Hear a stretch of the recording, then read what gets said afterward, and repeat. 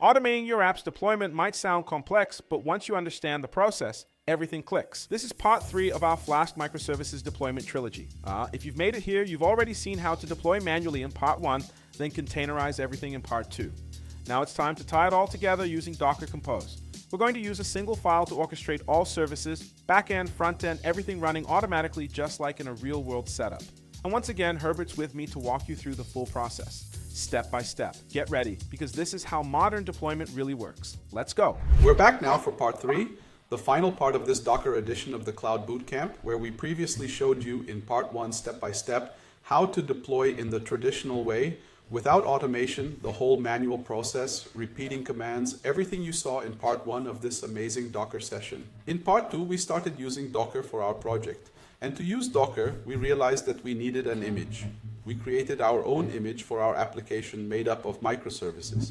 This simple application with just 2 components and a front end already gives you a clear idea of how all this works in a real productive environment. We created the images and then ran them as containers, and our application worked perfectly in our development environment.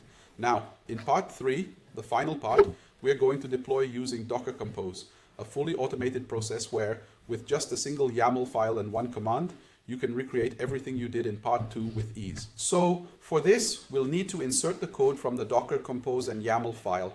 I'm going to close this terminal. Let's open the docker-compose and YAML file. And here is our YAML file, which is a descriptive configuration file, where you describe what you want in a step-by-step way for your entire application, and docker-compose will do all this for you. In other words, it will create the images, set up the network, run the containers, and launch the application, all with a very simple file. Remember that in the YAML file, identification is fundamental. This is how the file defines the hierarchy and determines which objects each element belongs to.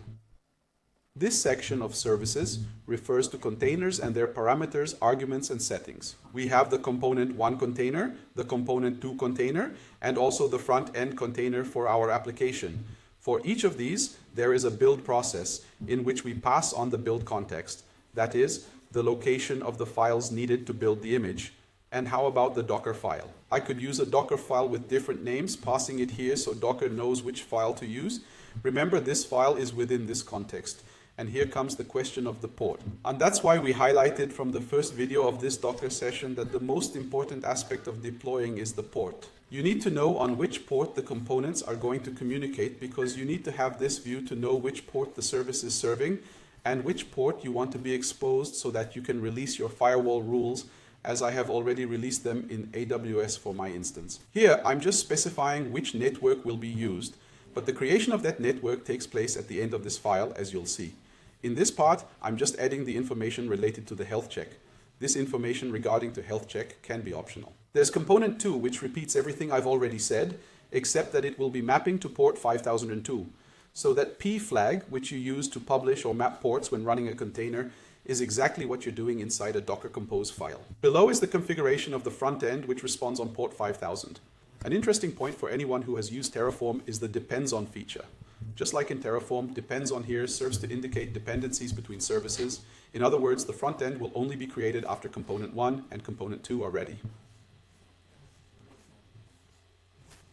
This ensures that the front end only starts when the other 2 containers, on which it depends for communication, are already running. And here we have those environment variables that we previously ran with the docker run command. If you remember, when we ran docker run to create the front-end container, we passed this information directly on the command line, and now it's defined right here in the YAML file. I'm specifying that it's using the same previously defined network called TCP network. Here, I'm creating the network, specifying the driver and the network name. In addition, there's also the creation of a volume, a very interesting feature in Docker when you need data persistence. But that's a separate topic. If you want to learn more about data persistence with Docker, leave a comment and we can record a video explaining everything. The file is ready. What do we do now? It's time to run it. So, let's execute the docker-compose command together. First, make sure you're inside your project folder. Here, I'm already inside the directory where our docker-compose file is located and all our code is organized. Now, by running the docker-compose up command and passing the build flag, Docker will automatically handle the process of creating the images and spinning up the containers for you, all with a single command. Let's run it. It will carry out the whole process automatically. Now we just have to wait for it to finish, check that the containers have been executed, and then test access to the services. The whole procedure is happening now. Remember that here I ran Docker Compose without using the D flag. I mean, I didn't run it in detach mode in the background. However, there's no problem if you choose to use the D flag, as the execution will work normally both ways. Let's refresh the application pages for all three components, and there's our application running successfully in the browser. This way, with a single file and a single command, you were able to deploy all your microservices in separate containers, including the front end, which features a dashboard and communicates directly with the two main backend components of the application. Wonderful! Thank you very much for your attention. This brings to a close this short but enriching session, in which we explored the differences between manual deployment, the use of containers with Docker, and the practicality of Docker Compose. I hope the content has been useful to you. See you next time. All right, thank you so much for watching this video. And then if you enjoyed this content, please consider subscribing to our channel. Give us a thumbs up if you enjoyed this content, and then also please leave us a comment telling us what you think about this video and also the things that you'd like to see in a new video here on our channel, okay? And then if you're interested in mastering Move to Cloud, DevOps, and AI with our help, please check the links in the description as well. Hope to see you in the next video. Take care and goodbye for now.